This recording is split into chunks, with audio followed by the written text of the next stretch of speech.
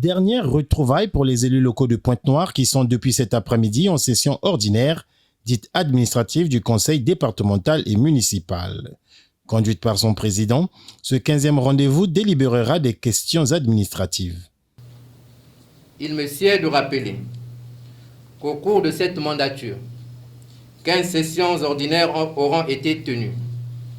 Celle que nous allons tenir du 31 mai au 9 juin 2022, qui durera 10 jours, comporte 2 affaires à son projet d'ordre du jour, à savoir le projet de compte administratif du conseil départemental et municipal exercice 2021 et le projet du compte de gestion du conseil départemental et municipal exercice 2021. Ces affaires seront confiées à la commission économie et finances. Outre ces affaires, le conseil départemental et municipal examinera tour à tour le projet de compte rendu de la 14e session administrative tenue du 23 février au 4 mars 2022 et le rapport d'activité du bureau exécutif pour la période allant du 4 janvier au 30 avril 2022. Rapport par lequel le bureau exécutif rend compte de la gestion de la ville.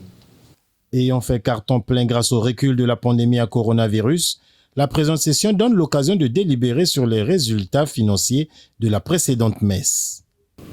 Les actes financiers soumis à votre délibération sont le résultat de la gestion de la 4e année de notre mandature et la preuve de la façon dont votre permanence a piloté les différents chapitres inscrits dans nos programmes. Votre quitus est donc requis, puisqu'il s'agit, à tout point de vue, de notre management commun qui nous permet de faire un atterrissage en douceur à l'aéroport de la fin de notre mandature.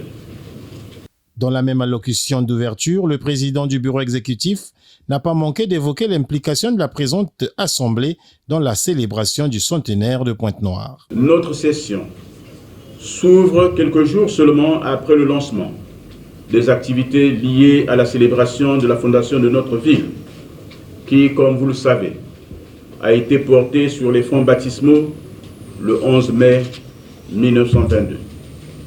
En effet, Monsieur le Premier ministre chef du gouvernement, Monsieur Anatole Koliné-Makosso, en présidant le colloque international sur le centenaire de la fondation de Pointe-Noire, vient là de donner le coup d'envoi des activités qui vont symboliser cet événement historique de haute portée et qui s'étaleront jusqu'en fin d'année. Tout le bonheur est le nôtre de vivre ce moment, car le prochain centenaire ne sera pas le nôtre, mais celui de nos progénitures. La mémoire collective retiendra que c'est sous notre mandat que Pointe-Noire a célébré le premier centenaire de sa fondation. Quoi de mieux?